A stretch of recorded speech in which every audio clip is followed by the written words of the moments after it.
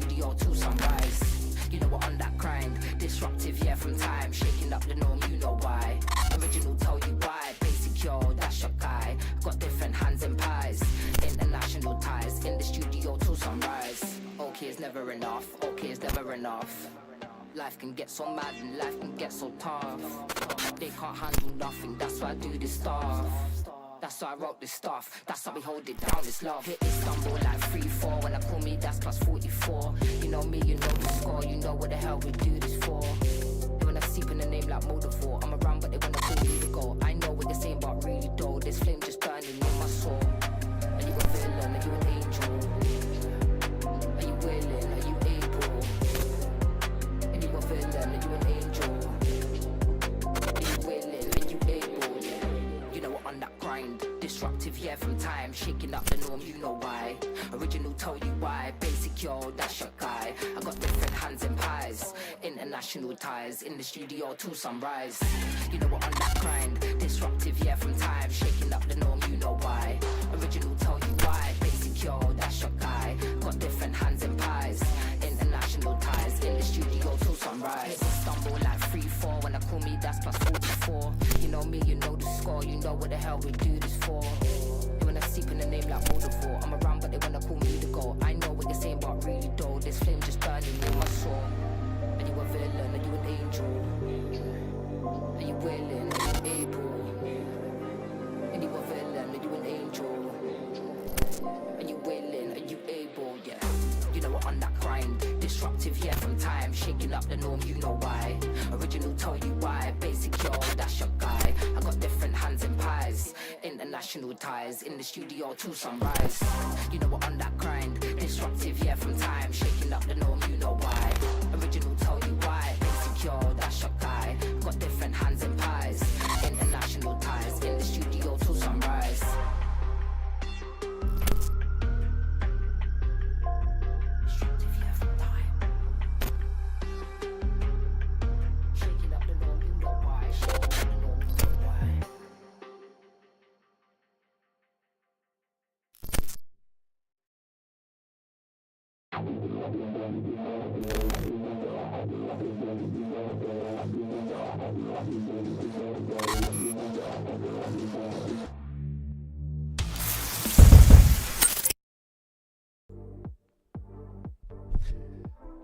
We're back!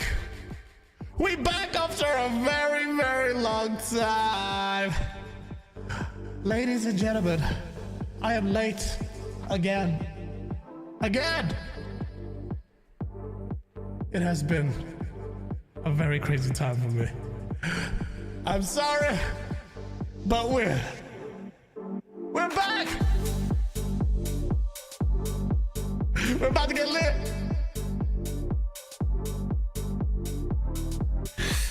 Oh shit, it's good to be back. It is good to be back. It has been sketchy. Again, once again, I must apologize to all the peoples for my tardiness, for my inconsistencies, for everything. I apologize. I apologize! What are you guys saying?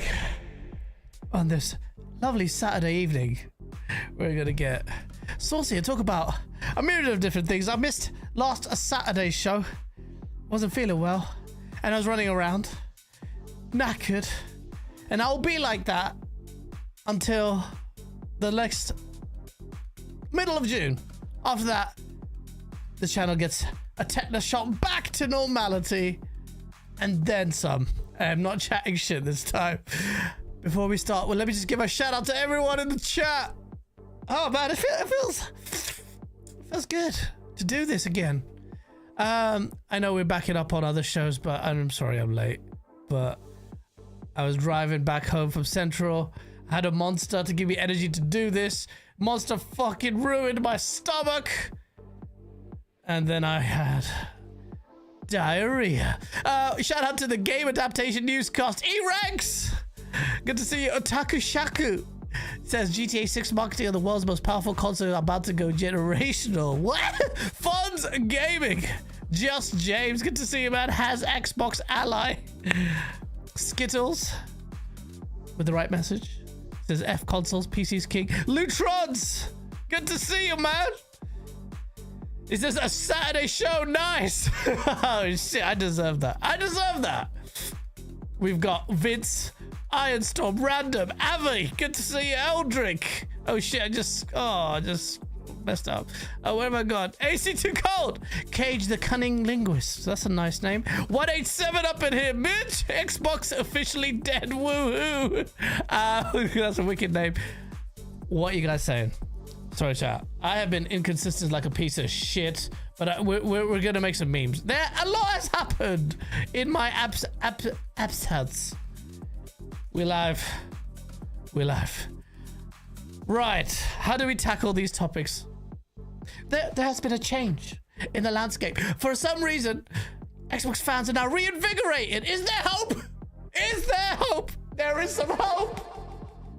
Asha Sharma? What?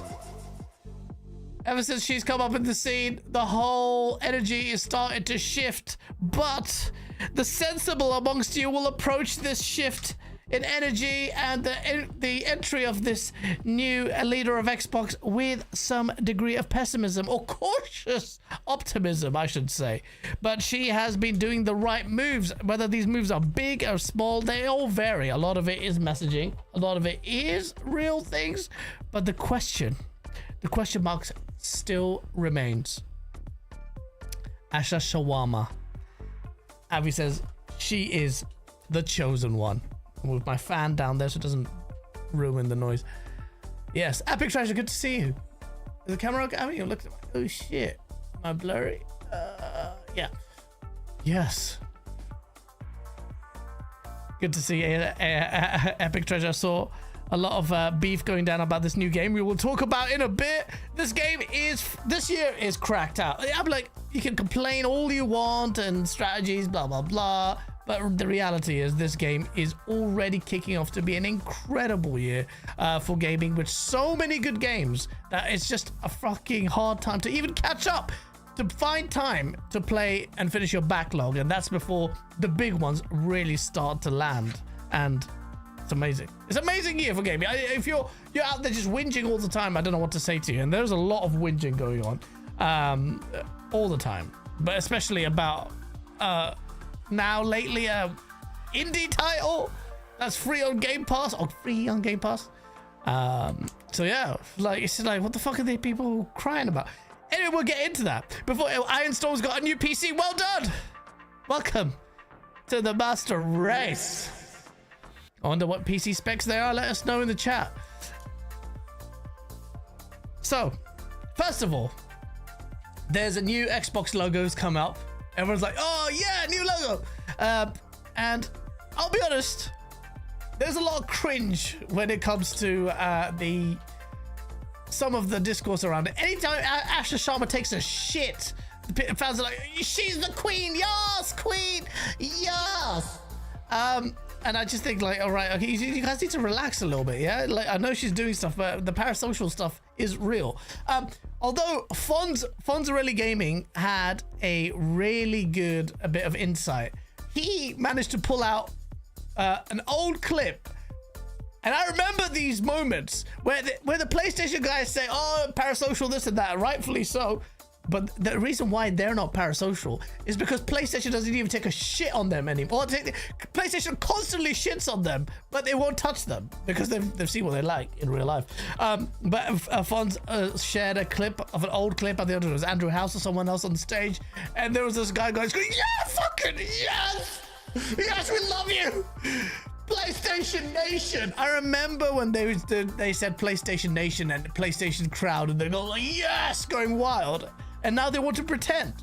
They want to pretend because a lot of the PlayStation content creators would literally suck the from the back to get half the treatment they get from the Xbox guys, the Xbox camp, and how they funnel or buy their favor, I should say, with a lot of the Xbox camp. You have to be quite vigilant in not letting that influence you. But it was funny. I mentioned that. That was quite funny that Fonz brought that clip up, and I realized, hold on a minute, he's right. This whole time, PlayStation experience back in 2014 to 2017, rest in peace, and they cancelled that because they realized, oh, these guys don't shower, these guys are fucking weird. And the PlayStation guys are weird. I'm sorry, the fanboys I'm talking about, not obviously normal people, but the fanboys. Parasocial stuff, we don't really like that here. But you know, Xbox this week, Asher Sharma comes out, very frank disclosure on a few things, but before that we'll have to look at, oh wait, where is it? Let me get my transitions faded, and then you'll see the new logo that graces your X. I don't know if this, I'm not on a Series X console, I'm on a PC Master Race, but this is the thing that will greet you in your next time you boot up your console.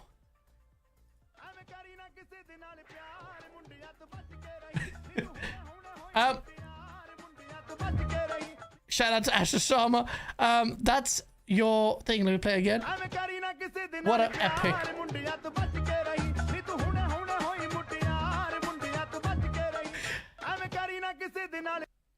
That's it. Well done to Asher Sharma. She's making memes. Obviously the music, I wish you could update that music. I wish you could replace the music so you could play what's that? Illuminati guy. I was just see that. Oh, let me read that out. Okay, shit. Yeah. Oh, I need to add that as a topic. Thank you so much for that, Illuminati. Yeah, so shout out to Punjabi MC. And shout out to Xbox for changing the boot up screen. Yeah. But I will be honest with you, it looks nice. It's a nice logo.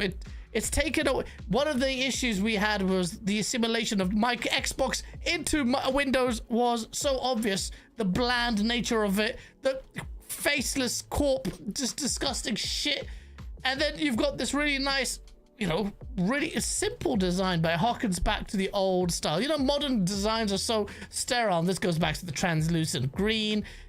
Minor thing at the end of the day. It's not something you should lose your shit on, but at least they're getting their image, starting to get their image right. And then hopefully they'll get the name right, because that's another thing that's Xbox that's been struggled with, absolutely shit naming conventions for their consoles. So hopefully that will happen. That will happen.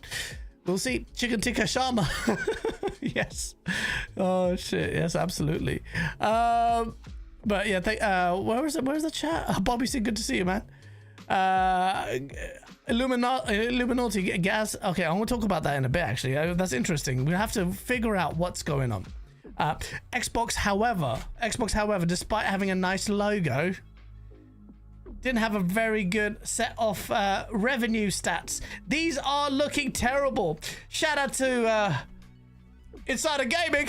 Yeah, we're repping them. We're repping it right here, Insider Gaming. Xbox revenue falls in the latest Microsoft earnings report. And you know what happens? Everyone's wondering, well, what the fuck? Again? What's going on? Xbox, why are they doing it? Why are they bringing... Even PlayStation can't feed you. PlayStation can't feed you. Is it worth it? And there were two camps. One was saying, well, if they dropped it, they would get even less revenue. Fine, but what's your play here? You have a short-sighted view. If you want to rectify the brand, there is one answer only.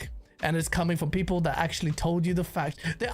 You know what it is. I don't even need to say it. I don't even need to say it. But ultimately, here's the result of Xbox. Down revenue 10% from its previous quarter, which is also down, if I remember correctly.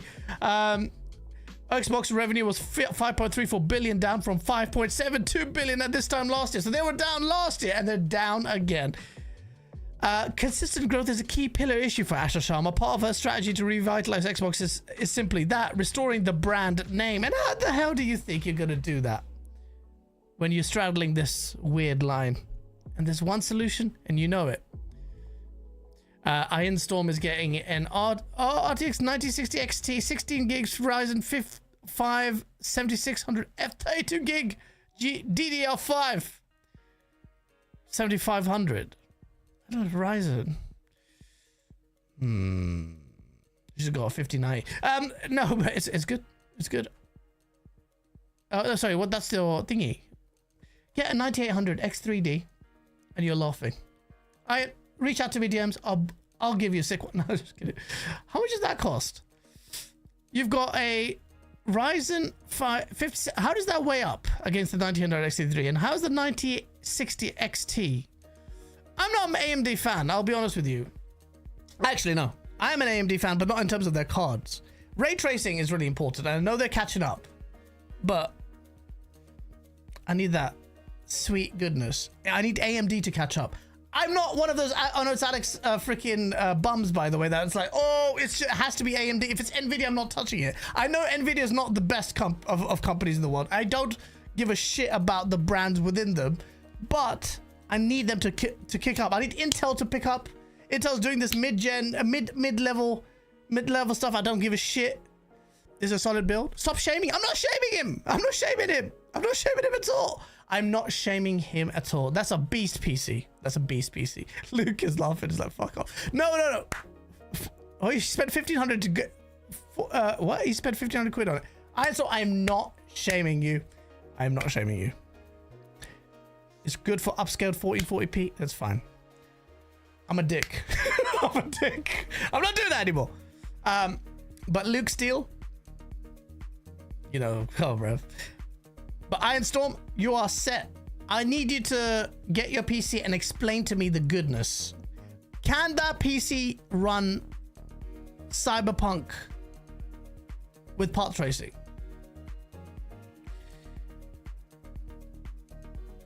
Okay, anyway, what was I talking about? Oh yes, we were talking about Xbox stats. Fucking shit. So we are wanting to see Xbox return to growth next year, and so we've got work to do. That's what Asha Sharma says.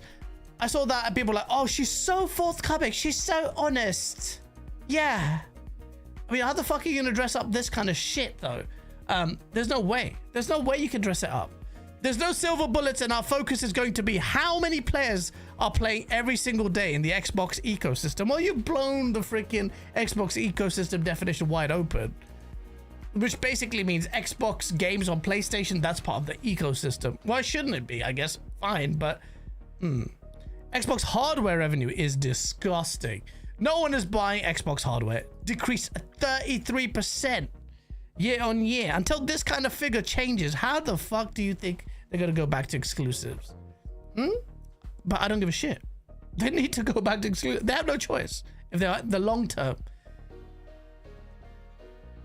Fonz Gaming is saying they're attacking people for liking games. Oh, you're talking about, we'll talk about that in a bit. Well, that's a separate topic, but what the fuck is going on with a mixtape? Why?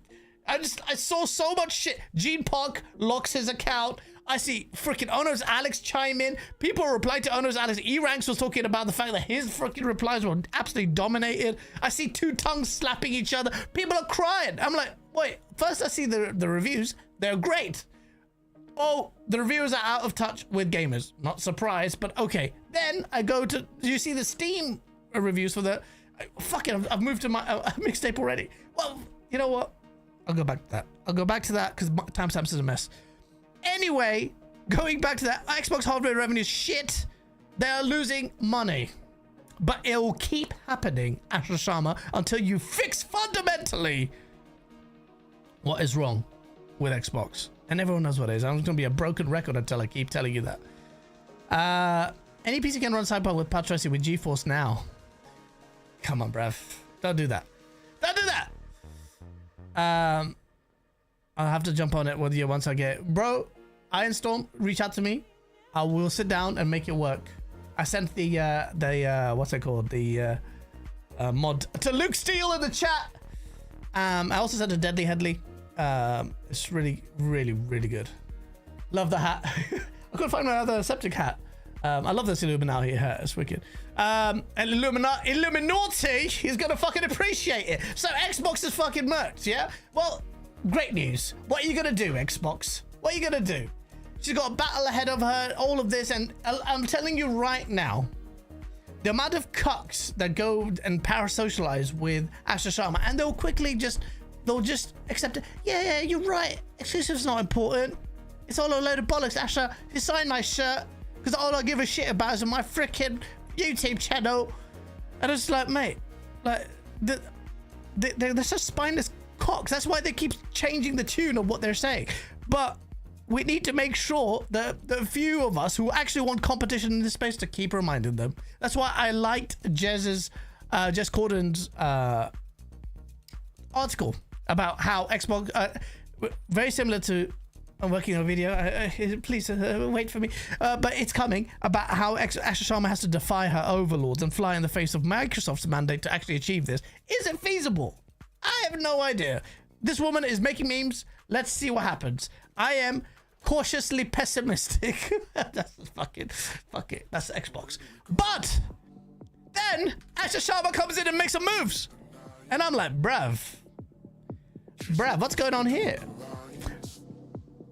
It was hilarious to me that Asher Sharma was called an AI, or she is the AI bot, and everyone thought she's gonna just shit on Xbox by just doubling, tripling down on AI. And then this week or last week, they hired 6 more AI people to join their leadership. All right, okay, safe. So now we've got all these AI people in there. I would be a lot more worried were it not for how Asher Sharma has done the most basic things and more fundamental things than her predecessors ever did. I am now more confident in Xbox than I have been for a very long time, thanks to Asher Sharma, which is not something I would expect it to say here.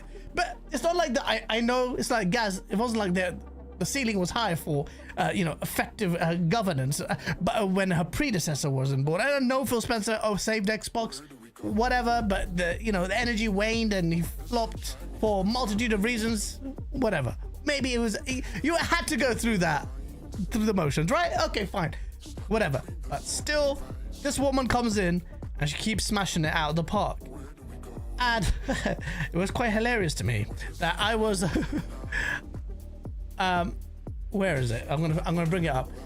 We had although you need to take this with a pinch of salt because it's coming from a good friend of the channel who's not really, yeah, he's just a bit fucked in the head. And his name is King Thrash. King Thrash is I like to give everyone a chance. King Thrash proves to me routinely that it's not a bit. He is thinking like that sincerely, and he will never change.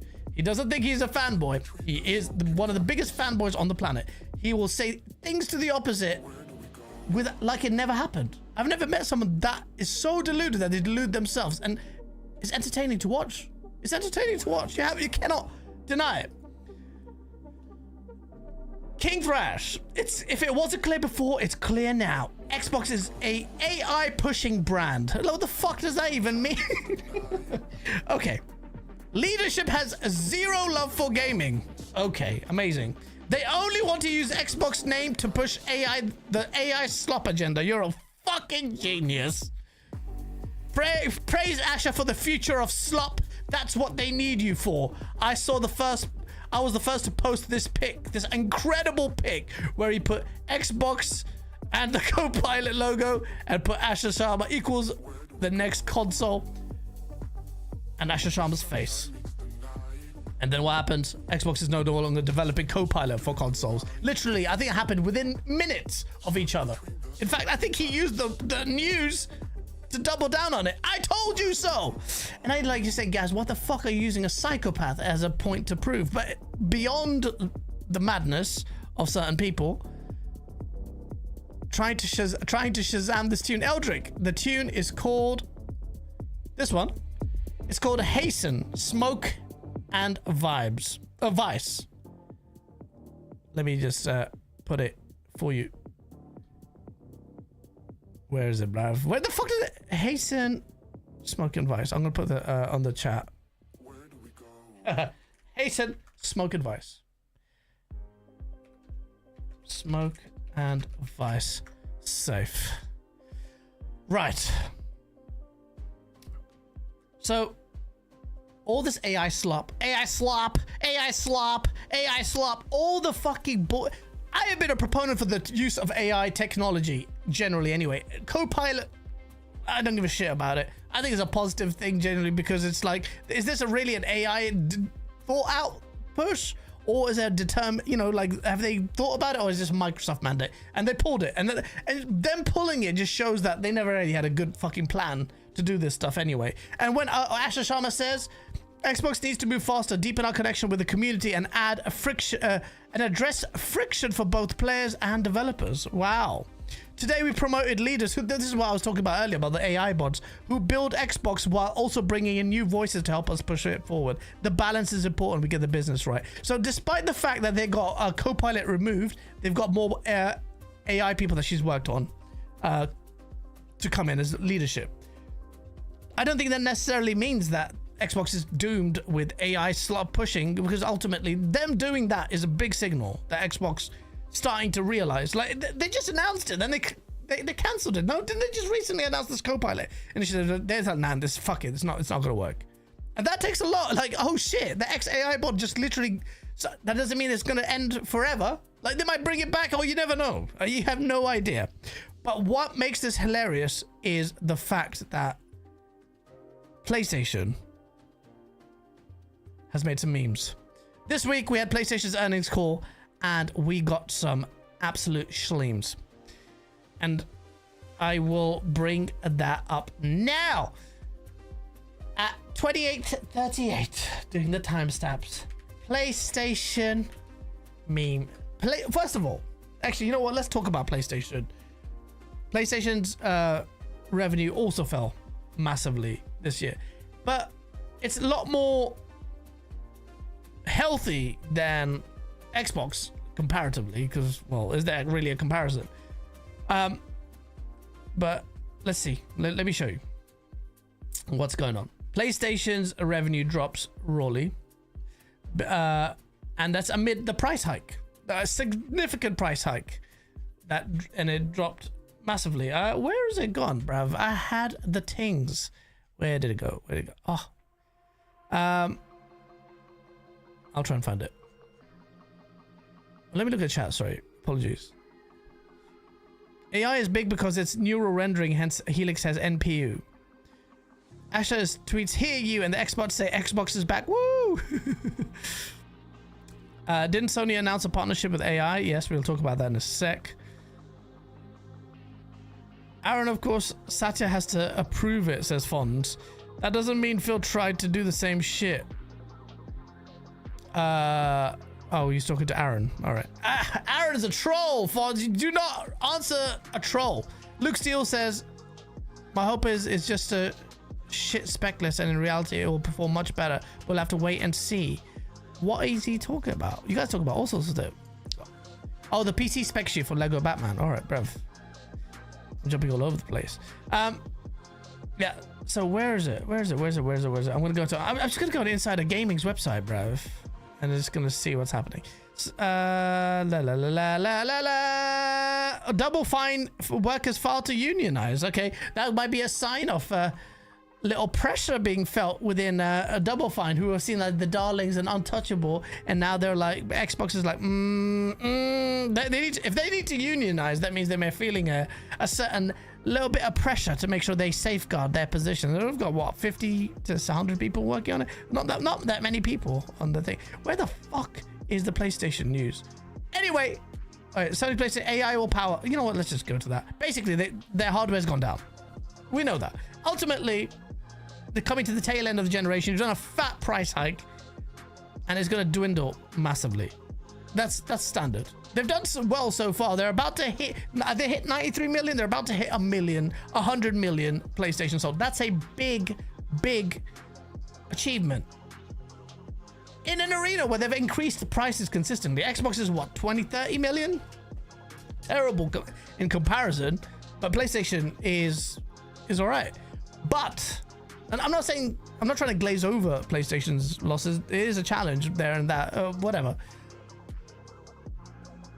But the interesting part about this is, so the same King Thrash who's arguing with me about how the component, this is my fault. I don't know why I entertain every single argument from random people. I need to filter it out. It's just stupid. It's stupid. I give the best. I don't want to be seen as harsh to people, and that's why I give them time. But with King Thrash, it's like, all right, you're just a parody of yourself. I need to stop chatting to you because there's no sincerity there in terms of having good faith arguments. But that happens. That's standard. He'll say the same thing about me. Ooh, okay. But this whole point about AI push, that the Xbox are evil. You had fucking, what was her name? Alana Pierce going crazy about, you know, I am never gonna work with AI. Or I think it was in the voice acting thing. I'm like, all right, good luck, bruv. Don't work with any AI companies that ever use AI again. You're fucked. Because this is the world we live in. Shout out to Jordy, man. Thank you for the super chat. Love you, Gazinda. Love you too, bruv. Long time no see. King Lash is an SNL character, says Dr. Scotty. That is, that's how you need to treat him. It's not inherently bad for people to make connections with new leadership at Xbox. No, Frito Sandwich, you're right. It's not. The people need to make new connections. But who are you talking about? The fans? We're like, right.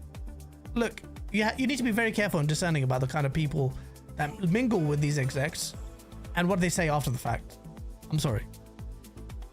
Scalebound might come back as a PlayStation 5 exclusive. You can have it. You can have it. This is a tune. I need to fucking take time on this channel. I'm so sorry, people. I neglect this channel so rawly because I'm getting married fucking from 7, 8 in the morning to now. I've just been full on. And every weekend is just full on. I've got such a good video in the works. And so many, so sick edits. You guys, you're gonna love it. I will make it up to you. And because the channel has not had content in 3 months, I haven't put a video in there. No one's gonna watch it, but it's gonna be good. I'll make it sick. I cannot do routine videos, I've realized. What's the fucking point? I have to take time. But I'm aiming for 1 video a week. But it's gonna be good. I promise you. I don't know if you'll like it or not, but you should. Fuck off. Anyways, what was I saying? This is it. Sony calls Sony, after all this shit, Sony's doubling down on AI. At their earnings call, apparently AI was such a fundamental point. It dominated the conversation on this earnings call. AI this, AI that. Sony announced a partnership with Namco Bandai. Was it? Namco Bandai might be wrong.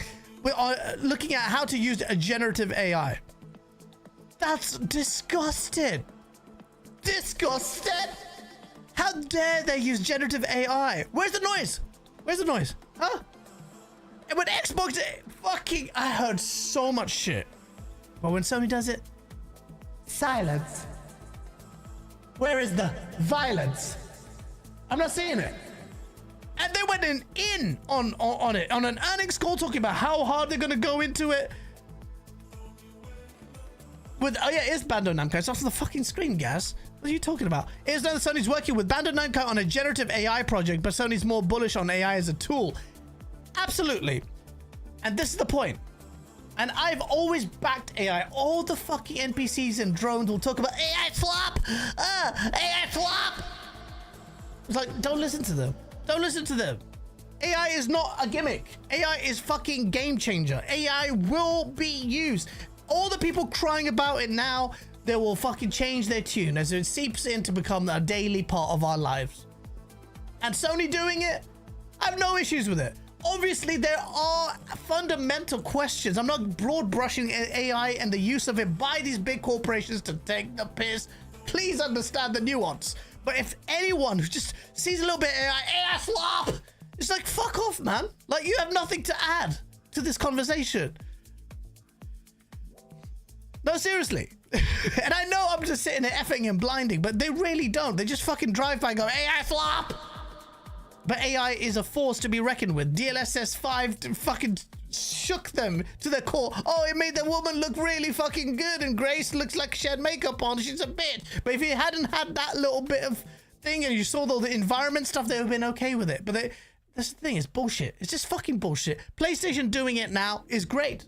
This is the tool, and they're right. They're right to say it. Sony calls AI as a powerful tool for the future of gaming. During the earnings call, Hiroki Tsuke says AI will have an impact on the entertainment beyond simple efficiency games. He shared the sentiment that the technology will enable projects that were previously out of reach due to financial and time constraints. Absolutely, man. When AI is not perfect, LLMs are not perfect, But the tech is improving massively. If you've used Claude now, bro, it's fucking crazy. It keeps better and better. Bro, I asked Claude an existential question about what do you think the AI's role is at AGI? What do you think about how helping humanity? Why do I have an affinity with AI generally? Is this? And it had such a fucking no-nonsense question. And he's like, no, actually, hold on a minute. Claude now tells me, nope, I'm not doing that. I'm like, who the fuck are you, bro? You work for me, bitch. But it's like, no, because why you make... And I'm like, fucking hell, this thing's pushing back. Shit, man. Push it back. That sounds weird. But pause. But yeah, it's getting smarter. And generative AI may help streamline processes. That's fine. Look, we've hit a ceiling on the AAA space. We need to blow the ceiling wide open in physics, in actual AI, in routines in games, in water physics, in everything, in scale. We've hit the limit so fucking early. It's disgusting. So now they need to change it. And they don't need to have to be scared because a bunch of people on Twitter with purple hair just sitting there crying, going, AI slop!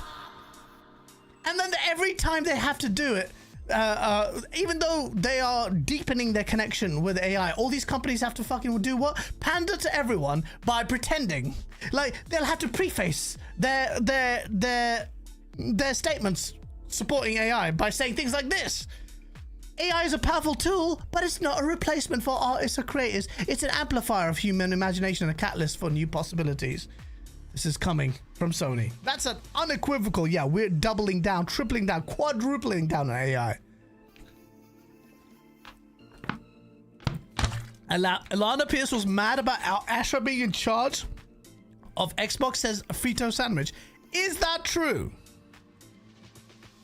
Is that true? I need to see the receipts. I mean, I said former AI bot working with Xbox. That's weird because I wanna see what, are you actually gonna push gaming or just treat it like Copilot?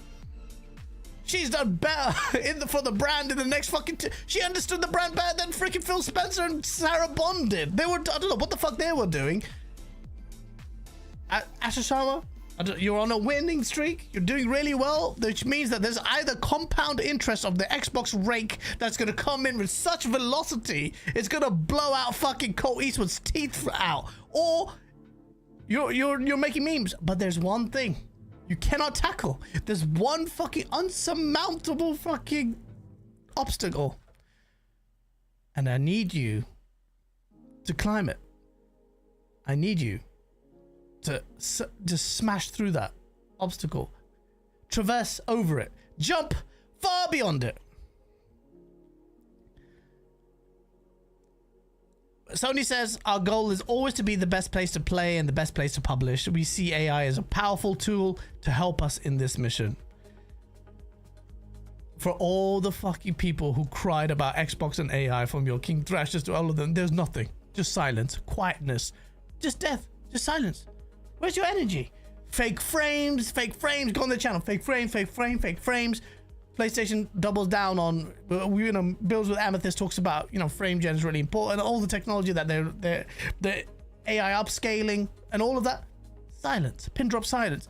Deepening their connection with generative AI, working with third parties like Bandai Namco. Silence. Where is the noise, bastards? If Xbox does it, it's freaking bad, bastard. When PlayStation does it, it's bad. But let's talk about something else. And that's the fucking, there's no consistency. Look, I get it, the Xbox I don't like to use Xbox tags, but Xbox has built, through its own failures, by the way, a culture where it's susceptible to critique. Because it fucks up so much that anytime it does fuck up, even in a small way, we'll just amplify the murkage. That's the way the Xbox camp have actually generally been conditioned as well, because half of the time Xbox seems to be fixing itself when it listens to fan outrage. We've seen it before with the Xbox Gold price hike that got reversed in less than 24 hours. You think the PlayStation community has that kind of power? No fucking no. They'll, on top of that, they'll do the PR. It's a good move. Oh, it's a bad move. Yeah, it's a bad move. The only time I'm starting to see them like really chime up about the price hike is because it's reduced their sales figures and they're annoyed because it can't actually cap for PlayStation as hard with sales figures on Twitter. That's how the mentality works. It's fucking crazy. It's crazy, man. It's stupid. Fanboys on all sides are crazy, yeah? Fine. At least I entertain you. But at least that self-awareness is a little bit needed, bruv. The PlayStation guys are fucking crazy, man. They're mental. They will excuse everything. Everything. But they cannot excuse, or can they? Cannot excuse Bungie the being a flop. Right? Right? Wrong? Wrong! Bungie was bought out. Even in an early source video, I said they paid way too much for fucking what's it called? 42:31. Let me do the timestamps. 42 minutes and 31. We're talking about Bungie. Bungie is look at this. Bungie, PlayStation guys, you need to kiss my feet. I'm supporting your failing studio. Limited edition. Didn't even have the fucking game. I paid for a box. I haven't even opened the toy inside anyway. I'm supporting. Yeah? Great game, by the way. Great game, by the way. And I always vouch for it. Honest opinion on it. Just keep supporting it. Despite all the bullshit. What happens?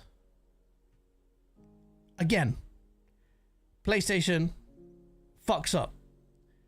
Bungie is a terrible purchase. I told you back then it was a desperate last minute. This is how Sony could. It was so scared, so absolutely terrified by ABK's acquisition. They just said, "Oh, you got to fucking the guys that made Halo. They can make first-person shooters. Let's fucking do it." And then they bought Bungie, and people loved it. Oh, Bungie made Halo, even though they fucking don't own the rights for Halo. They're fucking sick, even though they only built Destiny. Yeah. And now Sony shows that there's a $560 million impairment loss against Bungie. I think in addition to the $200 million impairment loss, that means the value of Bungie has fucking sunk. They're not in a good place. I want Bungie to succeed. I want Marathon to succeed. But what this means is either whatever's left of Bungie is going to be assimilated into SIE, because that's what happened. Like 15% of their stuff got assimilated into SIE. Now you're going to see more, and they're not really going to communicate about it. I don't think so. I just hope they just keep supporting Marathon, which is having a big problem maintaining a healthy number of users. It's fucking bad. It's bad. And I think either they just get shuttered or swallowed into SIE. I don't think they'll shut him down. I think they'll just like assimilate them, maybe, unless the skeleton crew just ends up dying and they have to say Bungie was gone. I don't think they'll kill Bungie. I think they're just essentially dead, and then they'll just swallow it into SIE. Or they have one more chance, which is the easy way out. Work on Destiny 3. Just fucking work on Destiny. Just milk it. We saw you milk it with Destiny 2. You didn't even barely upgrade the fucking game. It was a glorified expansion of the first game, which was already massively downscaled in scope. Because if any of us older people out here who follow Destiny fucking closely were so dying for it to be so amazing. Bungie, the guys who made Halo, are working on this multiplayer massive online game. You can customize your ships, you can go to different planets, work as a team, instances. It's gonna be fucking sick. And they downplayed it. Fucking the ships are relegated to a loading screen. You can't fly that shit, and the levels are basically small little instances. So shit compared to what they actually promised. I expected. I'm sitting there looking at Huxley now, back again. 3 generations. Like, oh yeah, that was a promising. That looked like we're back to World of Warcraft as an example of actual scale and ambition. Anyway, then they do that, and then they do Destiny 2, which I boycotted because it was taking the fucking piss. The trailer was like, okay, you just reskin the enemies and change the color. This is your new enemy type. Amazing. And Halo Infinite did that with a freaking with also actually one flying enemy. It's stupid. And then your PvP doesn't even have a fucking dedicated servers. It's just P2P. I'm like, you guys are taking the piss. Half the fucking gameplay clips of Destiny 1 PvP is just shooting someone. They go around the corner and then you get the kill. The hit rate was disgusting. Destiny 2, same shit. Don't even have freaking invest in dedicated servers. They might have done it now. I don't even know what they're doing. But fuck that. But still, you want Bungie to survive? Work on Destiny 3. And I think that creatively, they probably don't even want to work on it. They're like, yeah. Let's just reskin everything again and make slap a 3 on it. But that's their best bet now. This is the AAA space. Can't take risks. That's the risk tolerance. And now you want to survive? You gotta fucking pander to the mob. PlayStation is dead, blood, says Just James. A champagne supernova in the sky. PlayStation rebate. Congrats on the upcoming wedding. Thank you so much, Champagne. PlayStation rebate. You're not gonna get a rebate on your fucking... Well, you might get a rebate for your Bungie, considering it's getting murked. You keep... I mean, there's gonna be another impairment loss coming if Marathon doesn't pick up. I don't know what they can do with Marathon. It's excluding a lot of the masses. And it's a great game. But it's not great enough to sustain the tide. So... But you know what? I do rate Bungie. I will say that. I will rate Bungie for working. You might think, oh no, the extraction shooter is not really a high risk tolerance, but extraction shooter like that has its own unique flavor, and it's not like it's massively appealing to the masses. It's all clearly not, but I mean, it takes a while. They had to read like extraction shooters are the one. We looked at Tarkov, and this is the source. They built this really incredible visual style, which didn't really follow through with the game in game. I'll be honest, but that's a different conversation. And now they're not really. The game's not doing big numbers. I mean, look at it. I'll look at it now. What?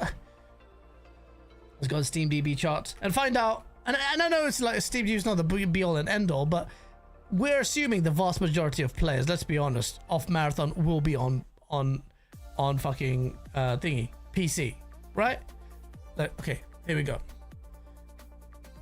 Oh wait, hold on. Where is it? Most played games right now. Counter-Strike killing it over 1 million players concurrent. Dota 2, 5M. This is PC space. Slay the Spire 2 just keeps fucking killing it. It's insane. Apex Legends is number 8. I haven't played Apex Legends in time. Repo. Windrose is still going strong at 11. That's actually quite surprising. Must be a good game. It's a PvE game as well. Where's Marathon? I thought Cyberpunk was Marathon because of the yellow.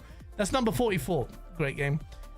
Where the fuck is Bro, what the fuck? I must have missed it. No, I haven't missed it. Oh my god, I'm past 100. Bruv. wait, hold on. Oh shit. I must have missed it. I have not missed it.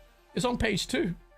Oh shit. What's the bottom of page 1? 100 numbers. 14. What? Come on, man. Come on, man. Don't kill this game. Oh shit. Let me scroll up. Okay, fuck it. At least it'll be at the top. There it is. 105.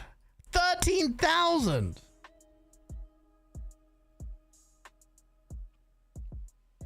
That's not good, bruv. That's not good. 13,000. 24-hour peak was 15,000. The all-time peak, which was half the numbers of the server slam. Oh shit. Oh shit. It's not looking good, boy. Downward. That was at 28, 26. Oh shit. Oh shit. Luke, you're gonna have to scroll quite a bit, bruv. Yeah, Luke, I found out the hard way, bruv. I paid money for you. I paid money for this. At least I supported it. PlayStation fanboys, you don't even support your own first-party studios. Now gonna be another impairment loss next week, bruv, for another 300 million just based on this video, bruv.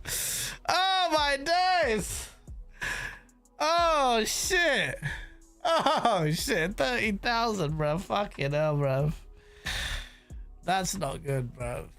You're gonna need to do something serious to make this happen. You need to aggressively push your fucking roadmap or you will fail. I have an idea though. I know what you could make it happen. You have to fundamentally change some things, including world PvE/PvP. Like Arc Raiders does. Like forces players to fight some big fucking boss. And then what happens at the extraction, we'll see. Create those moments. That's what these shooters are about. Don't just relegate to the cryo archive, which needs a freaking PhD to execute on the weekends only. I haven't even done cryo yet because I need to get the keys. I need to find a team. I haven't even used my free cryo archive kit that you get because it's like, all right, I need to do this properly. I need to fucking find a team, and I love that shit. Great move. I'm not saying that you get rid of that. That's amazing. But you have to strike a balance. AC2 Cold, who I play with all the time, is in the chat right now. Says that nothing makes me want to play it lately. Absolutely. I'm not feeling the sauce at the moment. It needs to keep you have to keep, even Arc Raiders. Well, I played Arc Raiders, was fun, but it's like it needs to keep me fresh. These games have just, you need to really, really, really have an aggressive timeline. But that's Marathon Bungie. They're fucked. Remember when Jim Ryan said, what is it? We believe Bungie will give us more value for money than Activision Blizzard King. So why the hell were you breaking your back and your freaking gag reflex running around Brussels trying to cancel the deal or ABK so hard? Oh, no, we can get a better deal. Fuck off. Talking shit. You're dead. It's over. It's finished. Bungie, you're gonna need a miracle. Somehow, if you have enough money to spin up a Destiny 3, that's the only way you can survive. Otherwise, you are done out here. Khalas! Khalas! It's over. It's over for Bungie. It's over for Bungie. It's a bad, bad time to be a Bungie fan.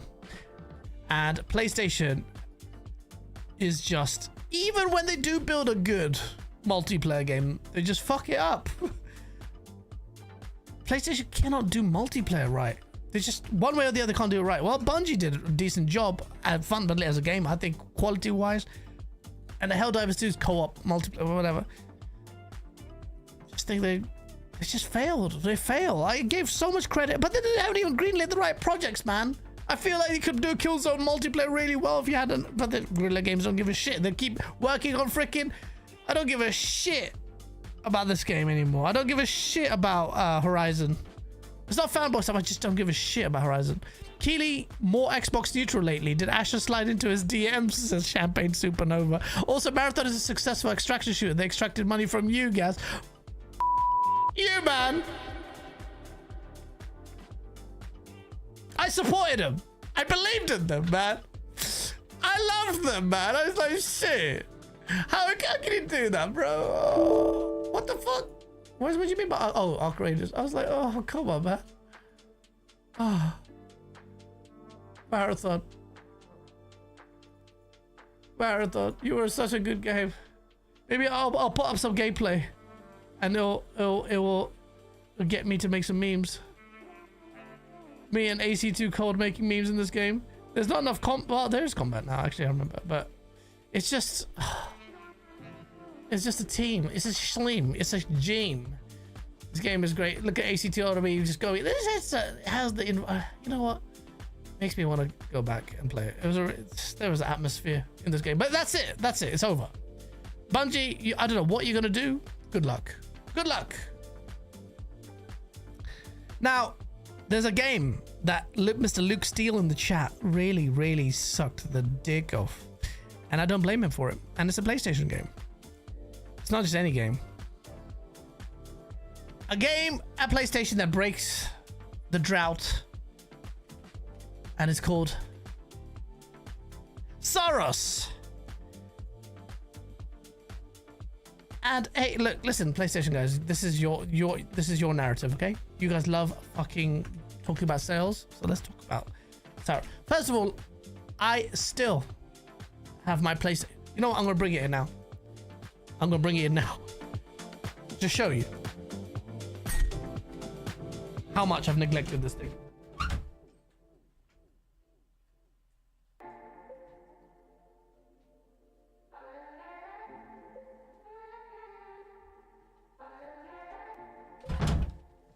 Bruv, you can see the dust on this thing. I have not even brand new PS5 Pro. Have to dust it off. That's how little I care about console gaming. Shit. But someone has to support PlayStation. Look at the dust. I don't know if you can see it.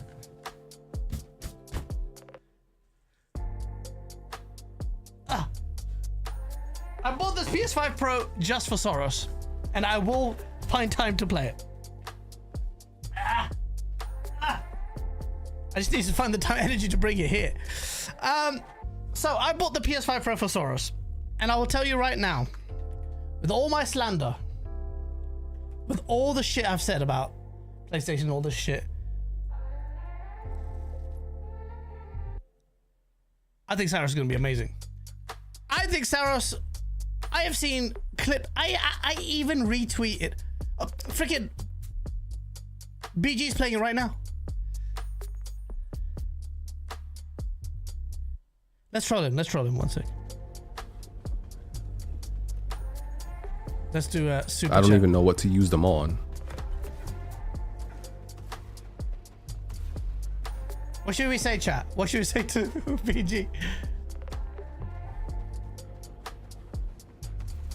I'm saying I'm wet. I can't send the message. I'm wet, apparently. Anyway, he's playing it. It's nice. Just go to the door. What door? He needs to have his hand holding. It's not a typical PlayStation game, is it? Because it would be, if it was Kratos or thingy, they'd tell him, oh no, maybe we should go to that door.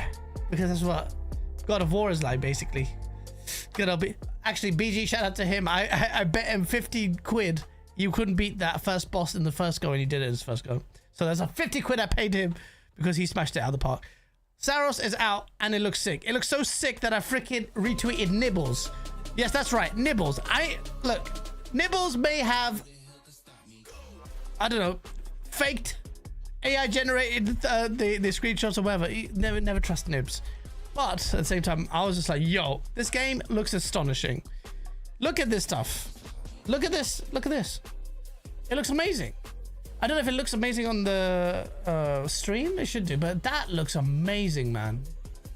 I'm sure he turned off the HUD for this, but it's like a concept art. It just looks sick. Geiger-esque style. It's right down my alley of memes. And according to Luke Steele, it's his game of one of the games of this generation. I love Returnal, one of my favorite highlights of this generation. However,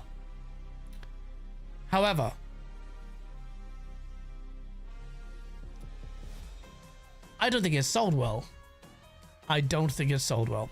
I don't think this is a game that will sell well. In fairness to Nibs, that is what it looks like. Luke Steele, I trust you. I'll take your word on face value. That is what it looks like. Shout out to... I retweeted it. It looks amazing. I love that style. Sony finally starts to break away from its bullshit cycle. PlayStation guys may not want to admit, oh, we did have a variety. Look at Astrobot. No, not for the noise that you make. But every time you release a game like Saros, respect. But I don't think this game will sell well. I don't think this game will sell well. I feel like this game is just going to be one of those games. Well, Returnal didn't exactly get many players on PC anyway. I don't know if PC release would have made a massive difference, but I think a massive campaign for a title like this on PC might have helped a little bit. It didn't. It's a niche game. But PlayStation guys, you love your sales. You don't fucking even recognize good games unless they have good sales figures, right? So what do you have to say? Because let's be honest, Astrobot didn't exactly sell gangbusters. And I don't think Saros is going to sell. I love to be wrong though, because I love Housemarque. Housemarque deserve all the respect in the world. And I've loved their games. I platinumed freaking even, what's it called? The first launch game on PS4. And since then I've loved them. Resogun. And then Returnal, and then this. And this looks apparently thoroughly better than Returnal, which is amazing news to me. Luke Steele says, I don't think Saros will be a massive seller because of the nature of it. However, I think it has to pull massive numbers to be I don't think it has to pull massive numbers to be profitable. That's a good point. We don't know what the development budget is, but Housemarque are a smaller studio. In fact, I think their last game was... I think Returnal was classified as indie to AA indie? Really indie? Maybe they were indie. I don't know. Peep the Amazon numbers. So according to Illuminati, he says that on Amazon it barely sold anything.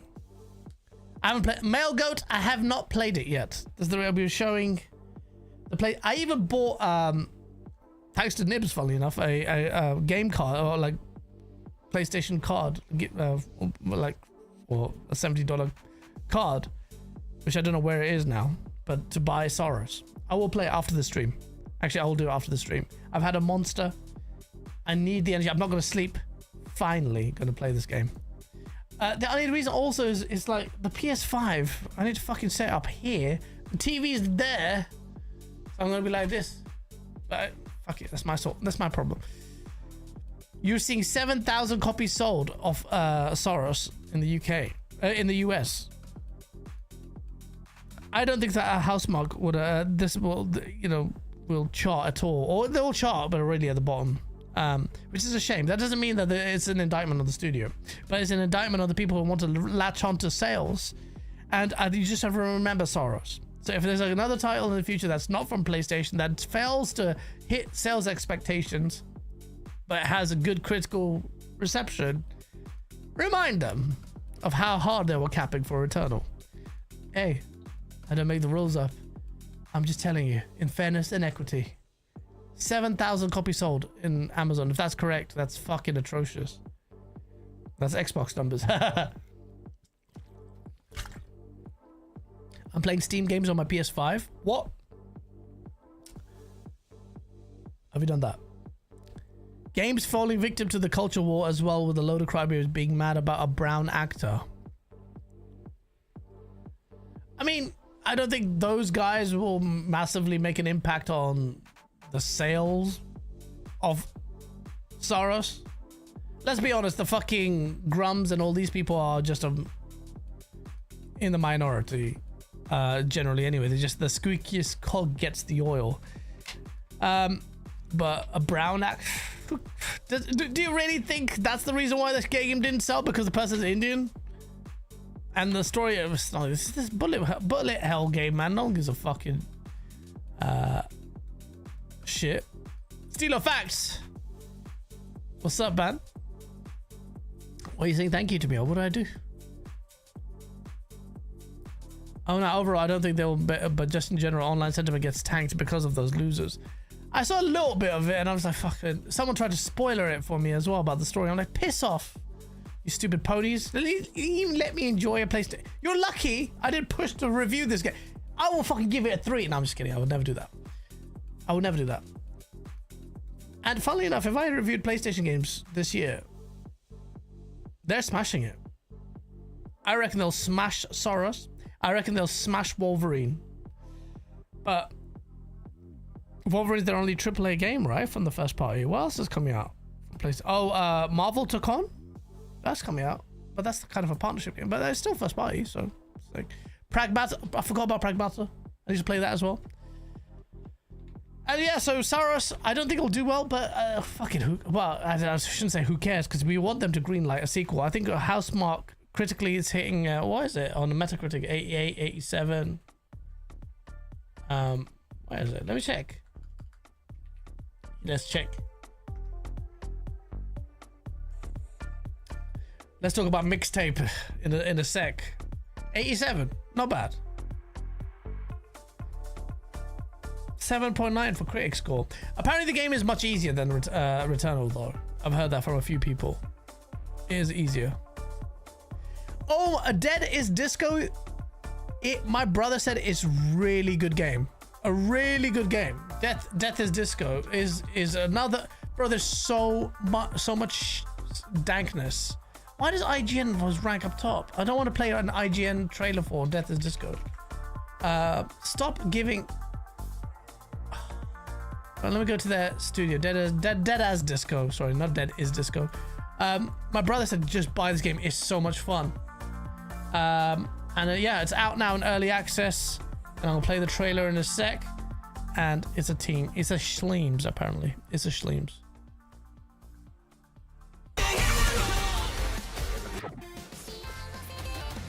Now, you might think, what the fuck is this? But apparently it's a lot of fun. It's a rhythm beat action game. It's supposed to be sick. So yeah. Check out Dead as Disco. Dead as Disco. Keep saying Dead as Disco. That could be a wicked game. 107.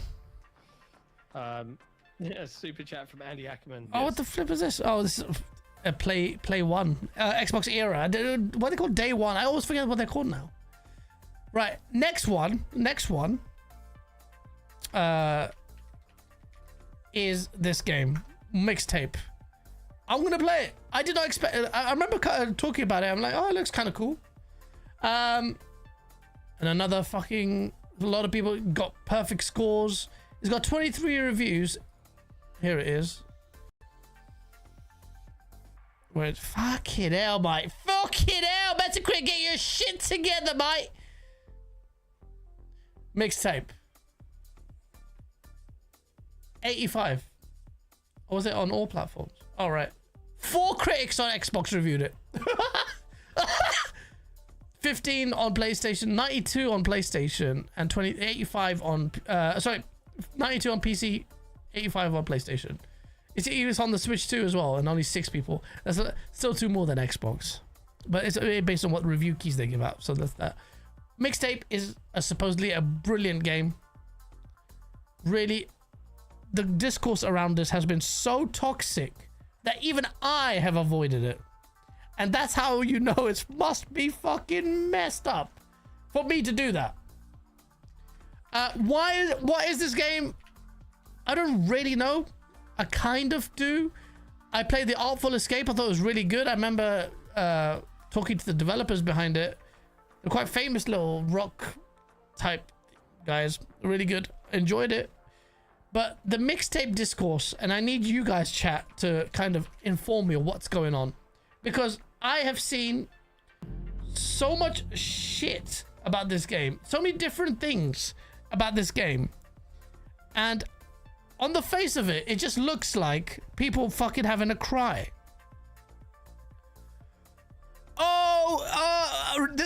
Reviews are broken. Reviewers are so out of touch with gamers.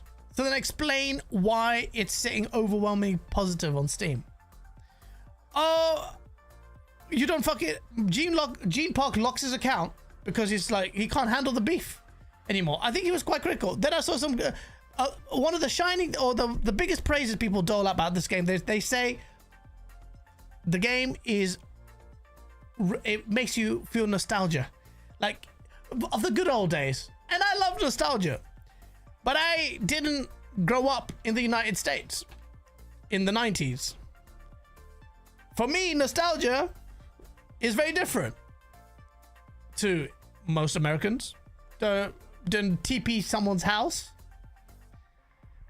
Because if you did that in Pakistan, you'd get fucking shot. Because that's where I used to live. Then I moved in my teenage years to England, and it was very different. English culture's fucking different. We just fucking... it's a different level of sauce. But so apparently, you know, it will hit you in the feels. It looks really good. I will say a lot of growing up is watching American shows. So if that kind of like... I love this whole thing about American shows, by the way, where you... the American high school... like the cliques, the goths, the jocks, and all that shit. I love growing up watching that kind of stuff. American stuff like that. I love. There was a show that I really liked. I don't know what this game is about. I saw something, people crying about the fact that, oh, the gameplay is too simplistic, it's QTE laden or something, this and that, and then that might be the thing that might push me away. But I remember Artful Escape, and that was a game where you could just press up for ages, and that was the gameplay. I was running back and forth. There wasn't really much meaningful gameplay, but it kind of... it's more like a story. Like, it was just kind of guiding you through. It's like a visual novel, but it's a little bit more interactive. But people loved it. And it looks really good. Visually, creatively, it looks really good. So, fuck yeah, I might play it. I don't know why everyone's fucking crying over a fucking $19 game that's on Game Pass. and it's an indie title that is generating so much fucking noise. I don't know, like, why is it? Is it really a threat to the industry? Is it doing something fundamentally bad, evil? Like, what is it doing that people are so up in arms about other people's reception and opinions of the game? Is it? Well, I don't get it. And I will read the chat to find out why, instead of fucking having a little rant. Hello, Talos. Yeah, Pork Podger goes, yes, a dude who grew up in the 90s in East London. A game about growing up in America's suburbs in the 90s is not for me. Okay, yeah, this setting is really important. Champagne says, great music and fun little experience, but if we are talking gameplay, it's not much of a game. All right. Glad I played it, but I wouldn't die on that hill. It's it's a 10 out of 10 game, and it was getting a lot of 10 out of 10s. And you have to understand, reviews are subjective. And Mixtape is actually very interesting in that sense, because it's what emotion it evokes in people. Now, when I do a review for a game, which I very, very rarely do now, but hopefully we'll be doing soon for Insider Gaming, I assess my subjective, like, enjoyment of the game, but also there's an element of, well, what does this stand as objective? It's all enjoyment at the end of the day. Like, objectively, what are the merits of this title? Like, what does it do well and what does it do good? If it's all about how it and it's hard as a human being to separate the feelings that a video game invokes and then make an assessment of whether or not it's just, you know, just a me thing. Whereas Mixtape is a very interesting kind of example of a game that really doubled down on maybe things like nostalgia and that kind of association. And I'm reminded of another game, South of Midnight. South of Midnight was very divisive for a lot of people because I genuinely thought the gameplay was ass as shit. But for a lot of Americans, a lot of black Americans, it was amazing. And so I'm like, all right, okay, that's a game that people are clearly being carried because they have an association with, you know, the South and American culture and what that means. And obviously that influenced all sorts of people in their discourse. I'm not saying it's right or wrong. I'm just saying, like, okay. And that's what it is. It's an art form. That's what gaming is. There's also these kind of things when they happen, the kind of indication of the gaming medium maturing, even if the conversations around or the discourse around these things is not mature, but it's an indication of the industry maturing and is just having these conversations, which are very important. And South of Midnight reminds me of the game where maybe I didn't feel it because, well, to be honest with you, South of Midnight, I did like the story. I did like the music. I did like, I mean, I'm not black, which might shock everyone. But am I? My dick! No, anyway.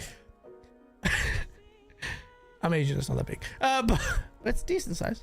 I'm proud of it. But yeah, like, you know, the same kind of thing happening with Mixtape. People have an association with it. They feel like, okay, you're kind of being overly pessimistic about the game. But then there may be some valid cause for arguments about, well, the assessment of a game's quality. What is meaningful gameplay? Blah, blah, blah. I saw a fucking clip of the two tongues fucking fighting each other. Like, that's an inside, like, kissing minigame. I'm like, right, what? Okay. It's one of those weird games. Fine. I didn't feel a certain way. I saw some people like, this is disgusting. What is this? I'm like, what? Now what? I don't get it. And then it's the same thing, woke slop, blah blah blah, and I'm just like, yeah, I don't have time for this shit. I'm not really gonna get involved in this argument online. I don't have a horse to back on this one. I will play the game and I might enjoy it. I love those high school American kind of vibes though, because I kind of grew up with it. There was one show and it fucking pisses me off. See, they had different seasons. Really good, a high school show. They had all these different like cliques. And it was so cool, man, and it felt like you could be in that. You know what movie that really, Donnie Darko at the start when that music comes from is it Tears for Fears? Yeah, it must be Tears for Fears, and you've got the rotating camera when they come out of the school bus and that really cool intro. That's such a cool intro for a fucking movie, and that's fucking weird. Freaks and Geeks, Melgo, you're a genius. I love you. I'm writing that down. I might want to watch it again. Freaks and geeks. Ah, male goat. Oh, male goat. You're a boss. Oh, and I see up top because I'm subbing, bruv. You dick! Freaks and Geeks, yeah. It was Freaks and Geeks. Loved that show. Such a... and I'm not even American. So that kind of thing might, you know, might fucking resonate with me. I can't laugh at South of Midnight. Spider-Man 2 had very progressive side quests. I mean... I got in trouble for even bringing that up last time about South of Midnight. It's not, sorry, Spider-Man 2, but it's not coming from a place of hatred or intolerance for it. It might sound like it. It's more like you're slapping all this shit on, but is there any real meaningful, like, implementation of it? Because it feels like you're just trying to hit a quota, and it genuinely does. I have no fucking horse to back in this thing, but I just like do it properly. I do the same thing with Asians, like Asian or Muslim, like incorporation in the game. Don't just fucking slap it on, bro. I don't give a shit. And I'm reminded, like, if there was a, say for instance, a South of Midnight that was like made by, you know, Islamic culture or whatever, something that I can resonate with. My attitude is, you may fucking make sure that's a sick game, man, and the gameplay has to be good. Otherwise, nah. That's the Asian mentality, bruv. Fucking make it good, bruv. Don't rep it. Well, actually, I say that's Asian mentality. That's not the case. People just love drive-by pandering. I've seen that online, so, but it's my mentality is different. Anyway, interesting conversation to be had. Stacked cast as well, absolutely. That's the only way I could remember it. Freaks and Geeks is amazing. I need to watch that again. It's one of those I'll watch again because it's just that cast, and it's just like you really cared. It's like it's wicked. Like, it's amazing. Insomniac's Spider-Man is better than Batman Arkham series. Who the fuck says... okay, I know. Cygnus, of course you said that. Smallville, same for you. Really? I'm watching From, by the way. Oh, bruv. How can I fucking do a game show and not talk about this, bruv? Holy shit. It's gonna get me demonetized. Fuck it, who cares? I watched a movie yesterday in the cinema. On this channel. I streamed for 7 hours straight a game that I waited to stream because I was so excited. And it was one of the most thoroughly frustrating, saddening, annoying experiences. For the few of you, which game was it? I haven't streamed that many games on this channel. Which game am I talking about? That disappointed me thoroughly. You already know the answer. I fucking gave you the clue. Anyway, who cares? Mortal Kombat. Mortal Kombat, the last game, pissed me off. It completely shat on the legacy of Mortal Kombat, the spirit of Mortal Kombat. Absolute ass. When Mortal Kombat 1, the last movie trailer came out, I watched it so many times. Couldn't wait. I'm like, this is gonna fucking Mortal Kombat. Mortal Kombat was my first ever game. And I couldn't believe how shit it was. Mortal Kombat 1 was absolute dog shit movie. It was so bad. I'm like, how can you make such a good trailer and the movie is so bad? Oh no, yeah, Phantom Death, thank you. It annoyed the shit out of me. And last week, and there's no spoilers here, don't worry about it. I'm not going to spoil Mortal Kombat for you. Last week, they showed trailers for it. Mortal Kombat 2, and oddly, it was in the cinema. I was like, what? Why are they putting the cinema? It's going to go straight to DVD. It's going to be shit like the first one. And then they fucking put out the trailer. For some reason, they put out one of the fight scenes, which I won't play here. I'll play a little segment. It's in the trailer. Tiny segment, actually. I won't put the full fight scene. Of fucking Kung Lao and Liu Kang. And me being pessimistic as fuck, thinking, oh, this is gonna be shit. It's gonna be crap. I saw the fight and I was like, yo, this is amazing. I'll put it up right now. And it is so good, this bit. This bit in particular. Oh shit, that's loud! Sorry. Twitter gets really loud. Let me do that again. Sorry, chat. I must have burst your eardrums there.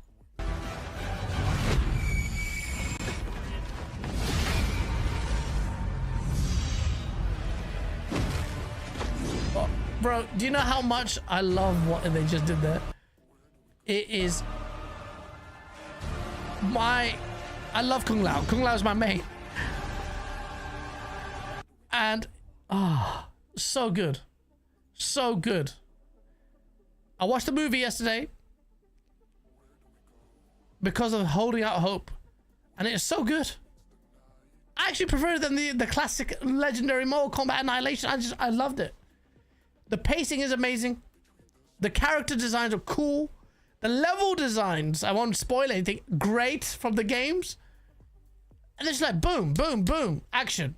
Into this one, into this one. It felt like such a short movie, and it was sweet.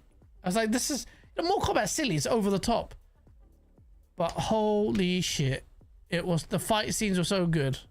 Actually, the fight scene, the best fight scene was for me, was the Liu Kang one. I'm a bit biased though. I'm a bit biased, but it was fucking sick. The fight choreography is sick in this. Look at him. The Revenant Kung Lao is so dark and just like how Mortal Kombat should be. Look at this. Their fucking fight scene was sick. Oh man, it's just so good. The actual in the game, in the movie, is even better. They've just cut bits here and there. It's just so good. So good.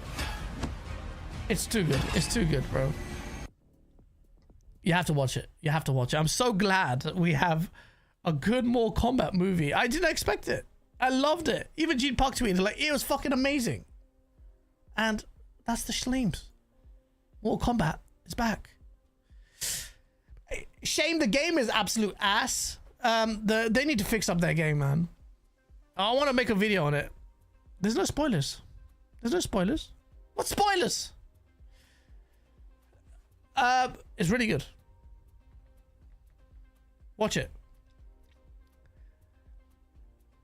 Got the Mortal Kombat 4K Blu-ray collection from Arrow on order. Gonna see Mortal Kombat 2 soon as well. Luke, you'll love it. It's really good.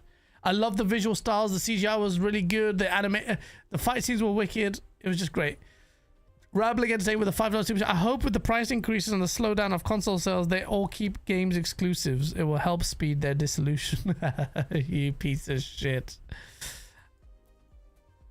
The slowdown of console sales. The slowdown of console sales is still good. You're always going to get a slowdown of console sales eventually. You're literally 2 years away from the next gen consoles. What's going to happen? I didn't even tackle that properly. Actually, fuck. Let me just jump back on that topic now. PlayStation 6. The PlayStation 6. Oh, well, thank you for reminding me, inadvertently. The PS6's fate. I don't know what's happening. Sony is really... So, contrary to what a lot of people are thinking, for some reason, Sony's not impervious to market forces and component prices. And it is now seriously, I mean, it's fucking kind of crazy, actually, for them to come out and say this. And it goes to show how much of an issue this is.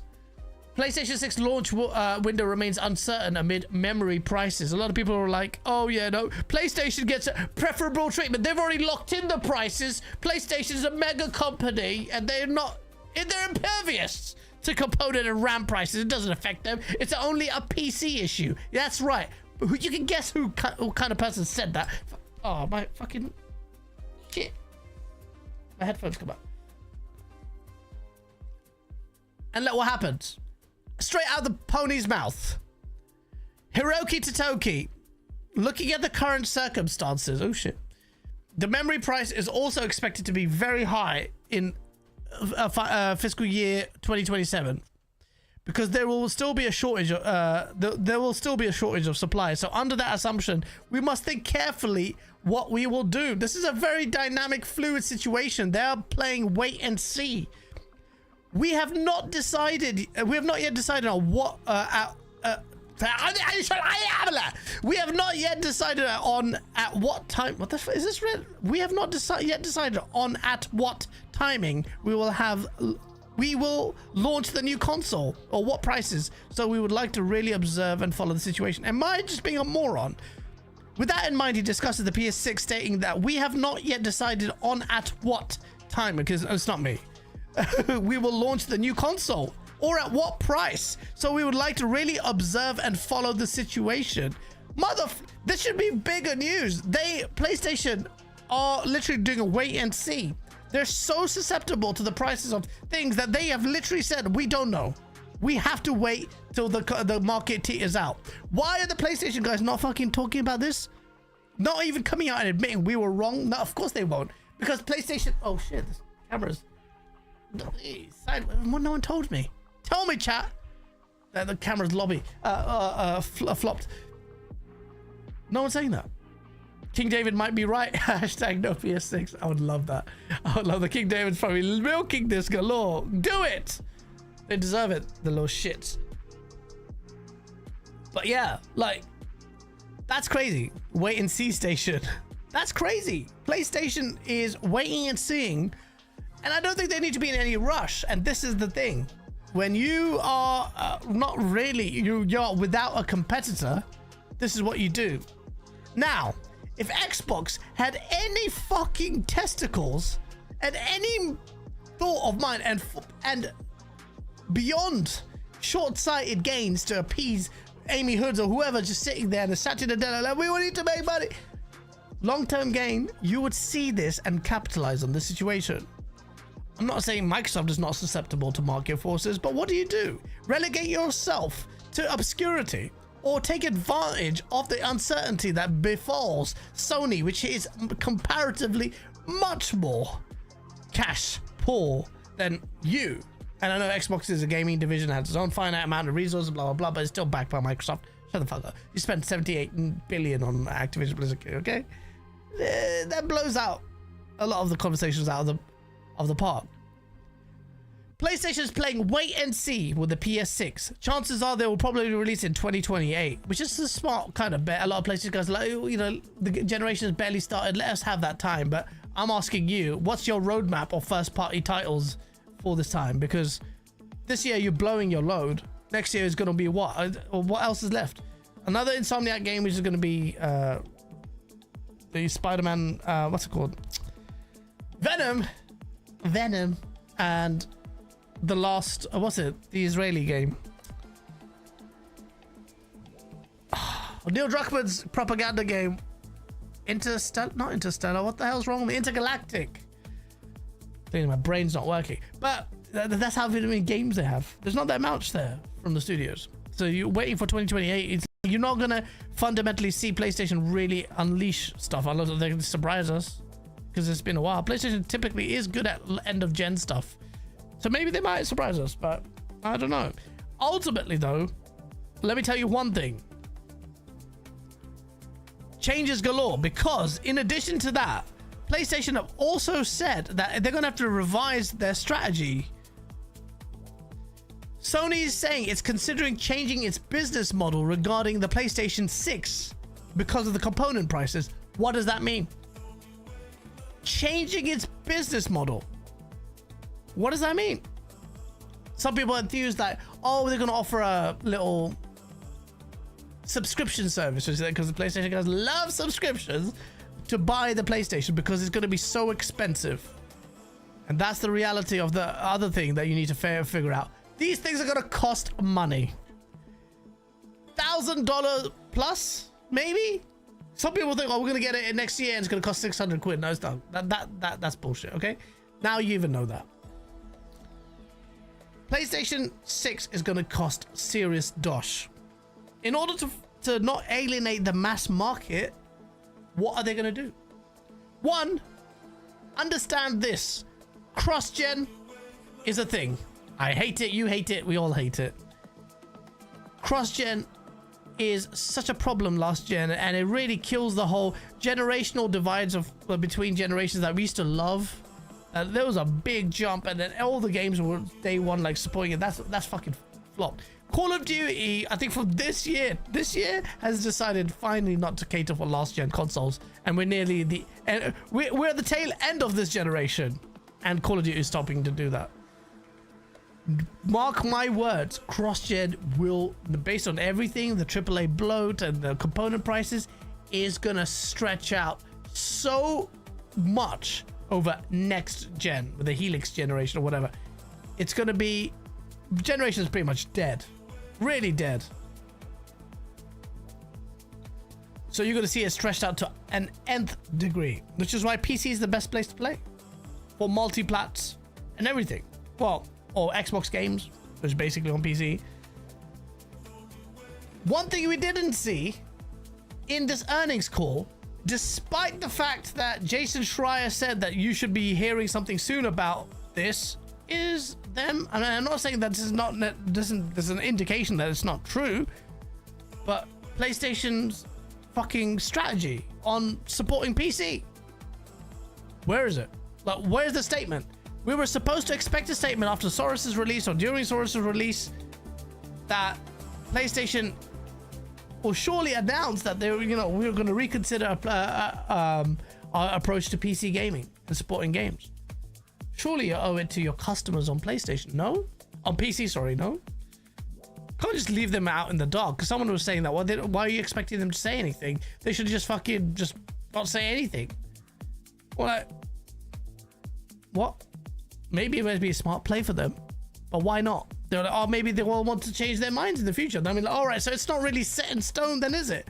If you can't even commit your strategy to words or have a firm commitment because you might change your mind later on, that's not good. Or it's not an indication that you're very committed to this model. So you kind of a wait and see.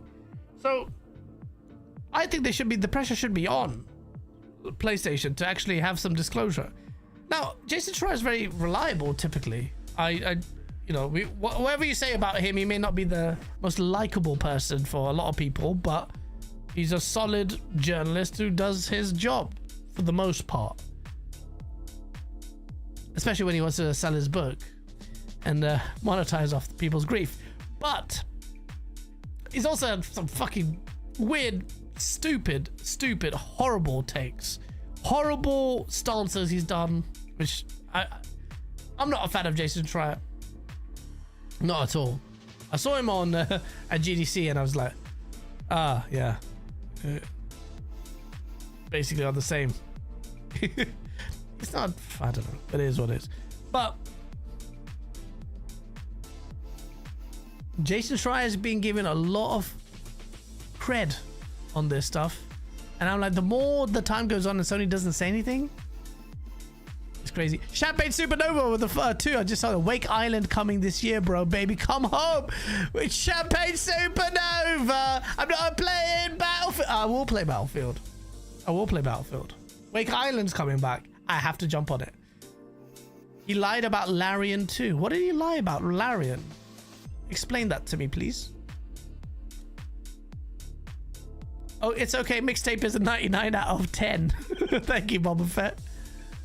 Yeah, we talked about Mixtape. It looks decent. It looks fun, but people are like, oh, people are exaggerating. I'll make up my own mind about it. We'll see. But yeah, it's going to be an interesting situation. Now, PlayStation, there's a lot you can unpack with the PlayStation stuff. I think it's quite, I feel like people are not making enough noise about PlayStation's remarkably candid admission of where the state of PlayStation is and how their plans are stalled for the PS6, whilst Xbox is going out there talking about Project Helix, and the same week, oh come on, man, I need to go back to making console war content because these guys are such fucking basic bitches, but they're so beneath me. I don't know. Oh. The same time, they're like, oh, Project Helix, the same information that you got from GDC. I'm like, all right, they gave you some information. What about PlayStation 6? We're not ready to talk about it because we don't know what we're going to do because the component prices are too high. Oh, the same component prices that we thought PlayStation was impervious from. You fucking geniuses. Well done. Great. Brilliant. Egg on your faces. Safe. Admit it. No? Okay, fine. Carry on. Talk about Xbox again. Stupid idiots. Anyway, I'm interested. I need to see what the fuck is going on. Obviously, this component price situation seems to be a long-term problem. So if they're thinking that it's not going to get resolved in 2027, then what the hell are you going to do? You have to obviously start making plans now. What's going to happen? Huh? Like, anyway, cross-gen is increasing. Get a fucking PC. Build a PC. Build a PC. If you built a PC when I told you to build a PC, you guys would be laughing. You'll be making profits. You sat here, you could even sell it and sell it for profit, buy another one for free. But you didn't do that. Oh, Gav, you're just a scorned Xbox guy. Oh, you're desperate to get a one up on everyone. Yeah. And then what happens? Boom! The price of RAM increases massively. The GPU that I bought has paid 500 quid extra for now costs double the price. Retails like 5 grand now. Safe. I bought insurance for my how much was the content insurance, and I covered this PC, or I have 2 gaming PCs, well, one's a stream PC, and all this stuff, and I'm like, holy shit. Is my insurance cover okay now? Because the price of this stuff is even higher than what I paid for. Safe. Interesting times. What will Xbox do? If the component price is an issue, what will Xbox do? Asher Sharma has given some indication about really going back to focus on the console.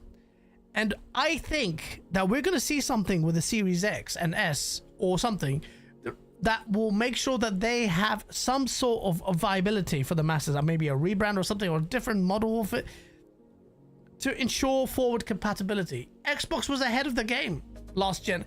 And the Xbox One generation, at the tail end of that, they were talking about forward compatibility. PlayStation weren't even talking about that, because they were like, we're going to rinse them for the same game, but just a little bit of better resolution with the PS5 version. We believe in generations, but they actually don't. And then Spider-Man came out for Xbox and PlayStation 4 and PlayStation 5 and blah blah blah. Xbox had really good all pro gaming policy, but then they fucked up anyway. Despite all of that, what do they do now? Xbox will have to figure something out, because this Project Helix is supposed to be an enthusiast grade machine. You're not going to penetrate the market with enthusiast grade machine. Not going to do that. So you have to have a strategy for the lower end market, for the entry prices of people, the mom and dad, for the kids and stuff. And that means maybe a rebrand of the Xbox Series X or S. They keep talking about it. Like, they keep talking about the Series X. We're going to focus on the console first. I think they have to reconcile that. They also have to reconcile the exclusivity strategy, which is not going to change anytime soon. Tim Dog, I don't know why you have bet your account. Gears of War E-Day is going to come to PlayStation. They've literally said they're going to make a tentative approach on it. Nothing is set in stone. You think they're going to fucking reverse Gears of War? If they did, I would love it.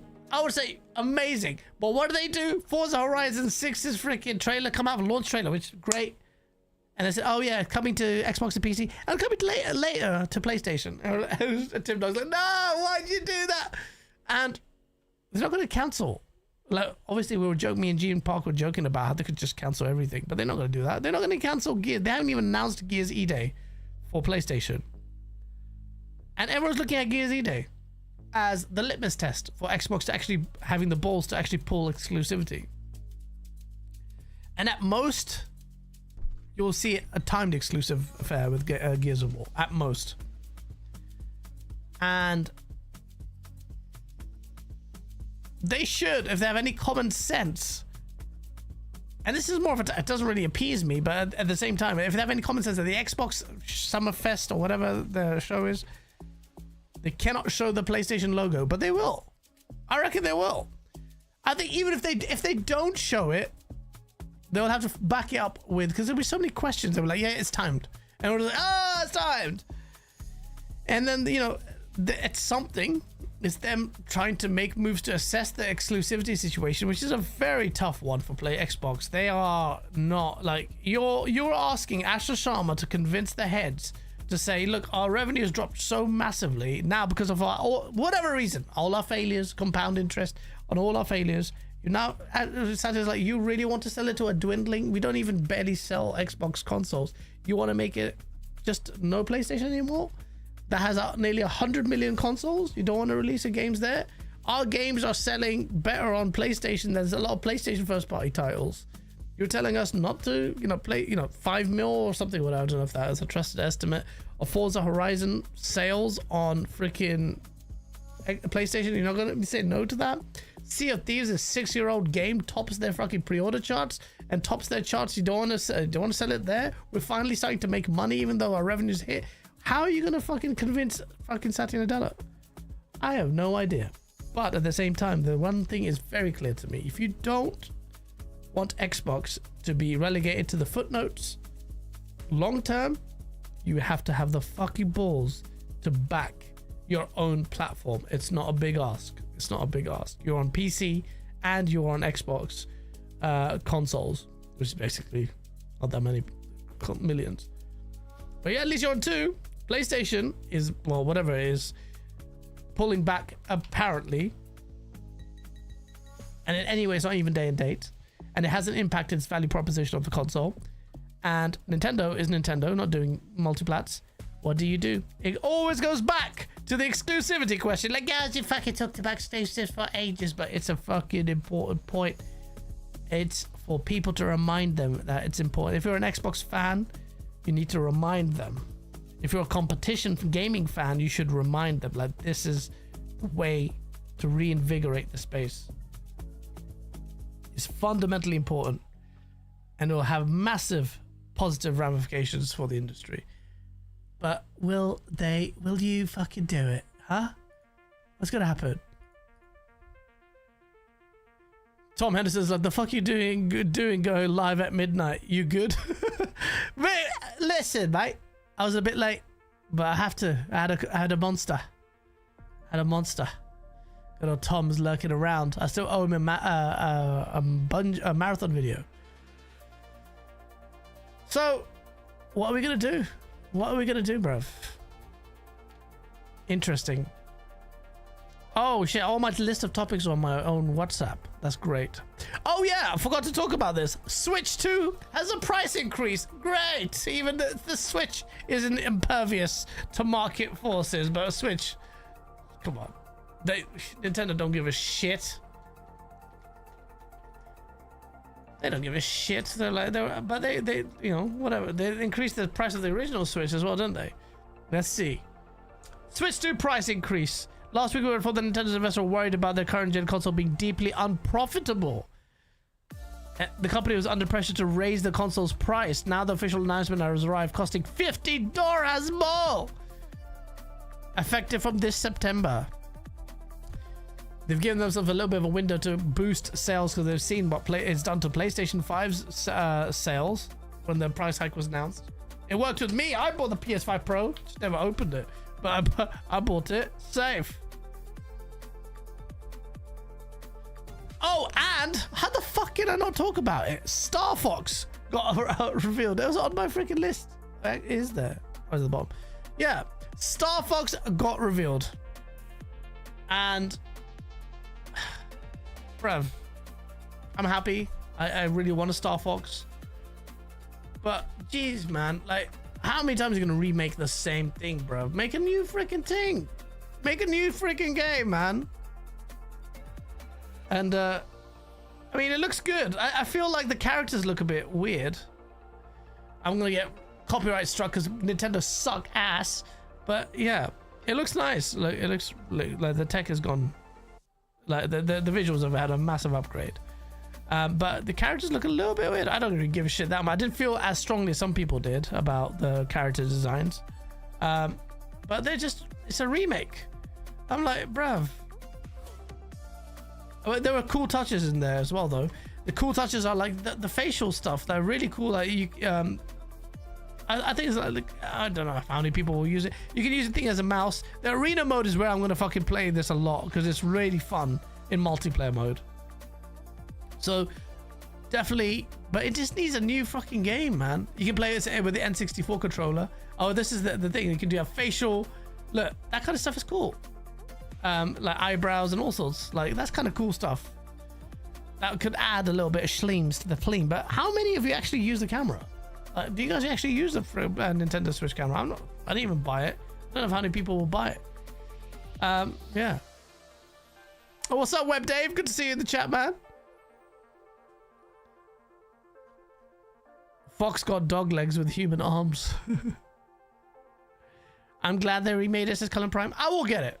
I will get it. I was excited about it, but I was just like, oh, hopefully, like it does well, so that it reinvigorates interest in one day eventually a new sequel. We were overdue this, but we'll see. We'll see. We'll see what the schleams are. So Nintendo increases the price, but at least it's got Star Fox. So it's looking like a shit year for Nintendo, honestly. And now we have rumors of Ocarina of Time getting a remake. And I'm sorry, I'm not a big fan of remakes, but Ocarina of Time? And that's like 3 generations ago, Nintendo 64. Holy shit. Day one. Day freaking one, man. I can't wait for that. Do we talk about Forza Horizon 6 going gold? It has gone gold. And I'm looking forward to it. I think this is going to be an amazing game. I feel like I will peak at Forza Horizon 6 though. I feel like the formula will, after that, will start to wear thin. They'll have to change things up. But Forza Horizon 6, the launch trailer looks sick. I'm hearing all sorts of good things. It's gone gold. People have the review copy of it already. They've had it for quite some time, which is impressive because it shows they have a lot of confidence in it. Launch trailer. It comes out when? In 50. Well, I'm buying the. There's no way I'm waiting for it. I am buying the. What's it called? The early access edition. You get to play it like a few days early, 4 days early or 5 days early. I'm definitely getting this day one. This is the reason why I'm in a rush to complete Saros and Chronos, because this just looks it looks amazing, man. I was pessimistic about it before, but now I'm just like, not pessimistic, but it just looks so fucking good, man. And I've got my Nightwave radio playlist with some sick tracks that I need to update, but I haven't done it yet because I want to accompany it with the release of this game, which will hopefully have its own really good soundtrack, because that's one of the weaknesses of the last couple of games. I thought their soundtracks weren't all that, but this game, man, this is where I think Forza Horizon peaks, and I will enjoy it. Ray traced reflections and all sorts. I'm tempted to even buy a freaking steering wheel and slap it onto this table. I think it would look really good, but it might obscure my screen a bit. Oh no, I think it'll be all right. This game is going to be fucking amazing, man. This game I'm actually genuinely excited for. When it comes around, you have that feeling of like, you know, it's about time. Got our teeth into a really good racer, and Forza Horizon is going to make a lot of people salty that they're not playing it day one. Boba Fett bought the premium edition 4 days ago. I am gonna buy that. 4 days early access. Safe. You guys is playing the cuck game? Oh my god. This is why the PC space needs some fresh meat, bruv. Look how good this looks. Look how good this looks! I play this with the HUD off as well. Unless it's like, you know, you have to look at the minimap. And it looks so much better, man. Oh, look at the lighting bouncing off the other car, man. Oh, it looks so good. It's about time we jumped back into Forza Horizon, man. It's about time. It's gonna be sick. It's gonna be sick. Oh, I need to play this game. It's sad. Forza launch days have replaced Halo launch days for me in hype. Bro. You can't fix Xbox if you haven't fixed Halo. And I really have no faith in them whatsoever. Oh yeah, we did hear some news about... So Rebs Gaming is fucking talking about the fact that he's confirming that Halo is Halo Next is happening. and it's carrying on from the story of Halo Infinite with the Endless. Good. Thank God for that, man. Shit. As much as I hated Halo's story because of the, well, there's a video on Game On Daily, but it would be stupid for you to just, like, you build the whole game up with the Endless. You're gonna do a new sequel. You need to fucking finish the story with the Endless, or start them to introduce. You have built all this hype. Who are the Endless, and then you don't do anything. So yeah. But I have no faith in I have no faith in Halo Studios. I'm very pessimistic. I shouldn't say I have no faith. I just want to. I've been burnt so much, and I really don't think Pierre has it in them. And a new IP based on the reports of how the staff feel, the pressure they feel on the Halo remake, which no one really cares about. I don't even know if Halo CE remake on the PlayStation will sell that much. Like, it will sell. How many mil do you think the Halo game on PlayStation will sell?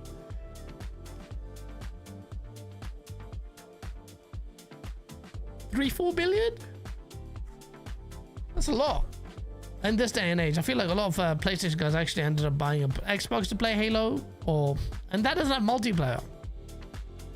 So I don't know. So is Halo Studios cooked after all that marketing, says Otaku? Marketing is marketing, bro. What do? They changed the name. They changed the leadership. Okay, fine. But what we've had reports of it, and I always said, look, the Pierre fixed Master Chief Collection and helped with the content for Halo Infinite, but so what? Like, okay, you fixed technical issues. Great. That's a technical achievement, a massive feat. You delivered some content for the multiplayer, but Halo Infinite is pretty much dead. Halo Infinite, even on the charts, probably has less than 1,000 players on Steam. This is Halo. Where is it?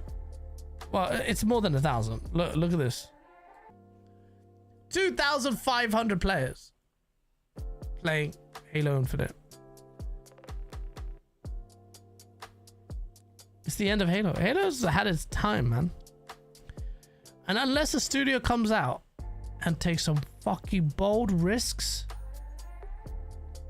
never gonna be successful. You know, you can have all the freaking no sprint purists cry about it and all this shit. It will never work. They'll go play Master Chief Collection. Is the Master Chief Collection in this list of top 100? Let's see how many players are. I reckon it's probably more than this though. It is 6,914 players. The purists are there. That's it. There's 6,000 players. Those are the only ones who are going to play non-sprint Halo. The rest of everyone else, it's Halo Combat Evolved. That's funny. Combat evolved, but the game is now not allowed to evolve. Master Chief is not allowed to run. And the game cannot fundamentally change its philosophy to match up with the times. The only way Halo will be successful is if it is under the command of people that will take it to another level and take serious risks. And a lot of Halo faithful will hate that statement. Oh, but what about Halo 5? And Halo 4? Halo 4 took what risks? Made multiplayer Call of Duty. Okay, great. Halo 5 fucking took risks with the multiplayer and was fresh with Warzone. But a single player was a joke. When you say risk, we mean take good risks. Doesn't mean that necessarily that, oh yeah, you don't deliver on quality. Don't fucking kill the narrative. Don't even deliver on what the game was marketed as in terms of its campaign with Agent Locke versus Master Chief. All this shit, there's a multitude of different things. Recycled boss battles, all of that. We're talking about taking risks, but also make a good game. But Halo standing us is so desperate. We want Halo to be good. We can't wait to taste Halo. We're all the same. A Halo trailer comes in, we're just gonna rush to work, rush home and watch it. Watch that shit. Like, all right, let's fucking see what this is about. Will Marathon be at those numbers in 5 years? 6,914? Dr. Scotty, that's assuming it survives. It's very, very tenuous for Marathon. Infinite's campaign gameplay was super fun, but it needed more content. But bro, I said this so many times. Halo Infinite, they built the foundation. They somehow got the spirit of Halo so on point. The contractors, I don't know how they did it.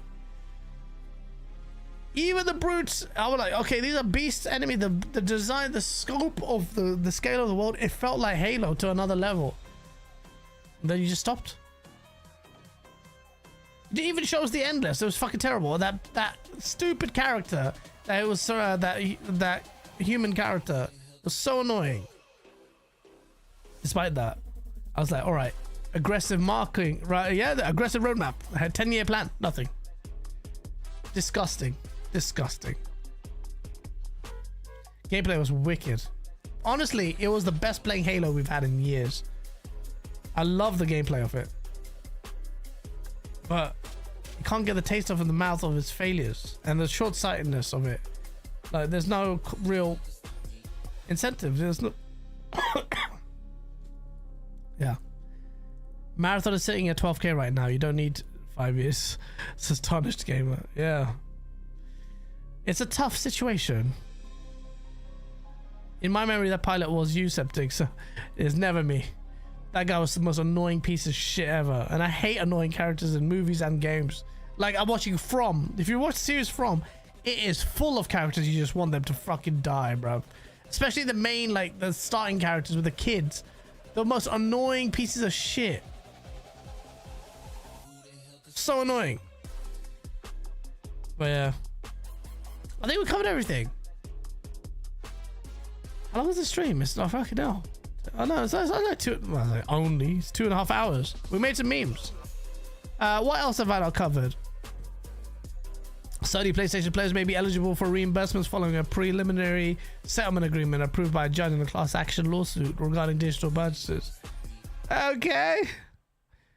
So Sony, oh shit, I forgot to cover the DRM. Oh bro, I missed that. Skipped that week when the DRM fiasco hit. It was hilarious. Sony, there were for a good while people were wondering what the hell's going on with the DRM policy. Did Sony implement DRM? And what followed about that uncertainty was an incredible 24 hours of absolute memeage. Memes so potent that I got people salty to this day. To this day, in my replies, talking about, oh, why don't you make some memes? And I made some glorious memes. I made some memes. And I always said, if it's real, I never knew it was real, but I was like, if it's real, that's fucking crazy. And there's Mark Cerny heading towards the PlayStation offices. Mark Cerny signing Herman Hulse's hand with Nibs' long ass post in the background.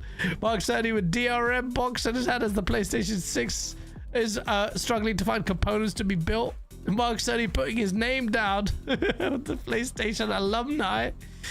Oh, Mark Cerny.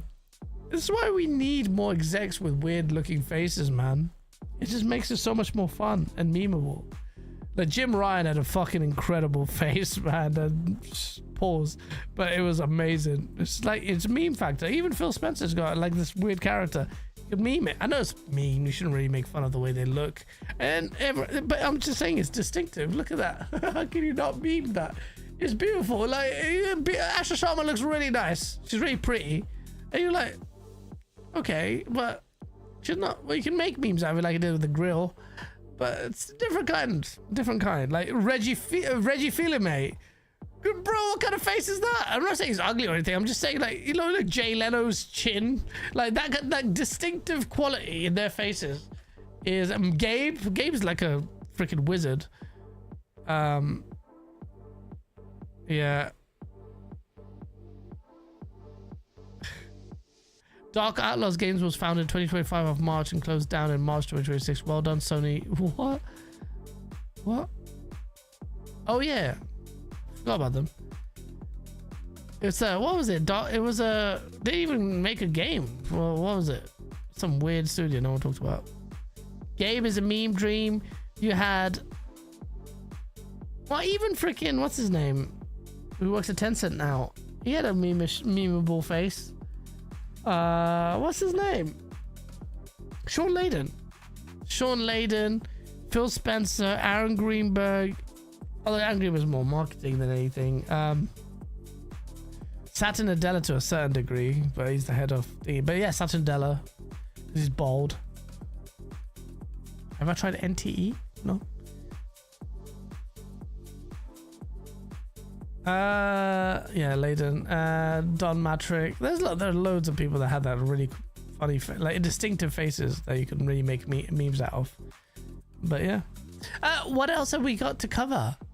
I don't think so. I think but yeah, that DRM phase was brilliant, man. It was so much fun. People were so pissed. It was amazing. What else? Nah, I think we covered everything. Shout out to chat. Smash the like button if you enjoyed this little solo show. All dudes are memeable. Yeah, everyone can be memed to a certain degree. I got a very memeable face. Holy shit, you can meme the shit out of me. But we need more execs with more memeable faces. The energy drink has faded. Absolutely, thank God for that, bruv. I want to sleep. I've got so much shit to do tomorrow. I want to play Returnal as well, but I'm knackered. I have to do the timestamps and stuff.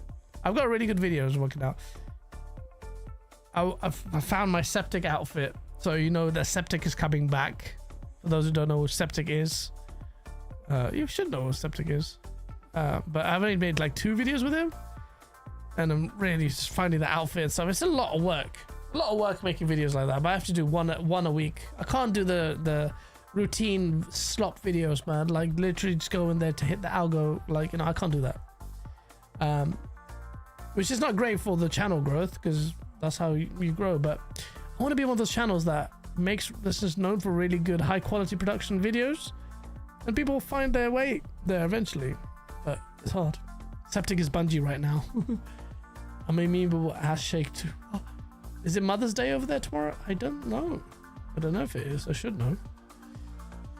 Anyway, chat, hit the like button. Make some love with each other. And thank you. I think I've read all the super chats. Thank you so much. Honestly, it was good.